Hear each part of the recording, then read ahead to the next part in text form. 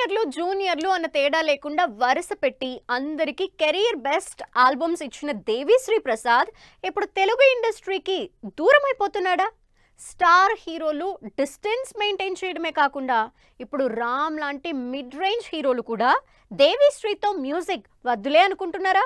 ఒకప్పుడు వాళ్ళు వీళ్ళని సంబంధం లేకుండా వరుస పెట్టి సినిమాలన్నింటికీ బ్లాక్ బస్టర్ మ్యూజిక్ ఇచ్చిన దేవిశ్రీ ప్రసాద్ కెరియర్ ఇప్పుడు రిస్క్ లో పడిందా అంటే అవుననే వైబ్స్ కనిపిస్తున్నాయి. తన సాంగ్ తో సినిమాకి కావలసినంత హైప్ తెచ్చిపెట్టే దేవిశ్రీ ఇప్పుడసలు టాలీవుడ్ నుంచి దూరమైపోతున్నట్టు కనిపిస్తోంది. ఇప్పటికే పెద్ద బ్యానర్లకి దూరమవుతున్న దేవి చిన్న హీరోలకి కూడా సినిమా ఛాన్స్ దక్కించుకోలేకపోతున్న సీన్ కనిపిస్తోంది టాలీవుడ్ లో. దేవిశ్రీ ప్రస్తుతం తెలుగులో పుష్ప 2 బిగ్గెస్ట్ ప్రాజెక్ట్ చేస్తున్నాడు.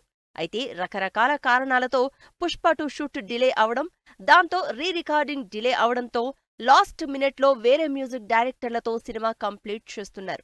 ఇప్పటికే తమన్తో పాటు music director Shyam CS Pushpa 2కి పనిచేస్తున్నారు. దీంతో దేవిశ్రీ మీద నెగటివ్ ఇంప్రెషన్ పడినట్లు తెలుస్తోంది. టైంకి సాంగ్స్ ఇవ్వడు, మ్యూజిక్ ఇవ్వడు అని ప్రొడ్యూసర్లు కంప్లైంట్ చేస్తారని పబ్లిక్ గానే చెప్తున్నారు దేవి.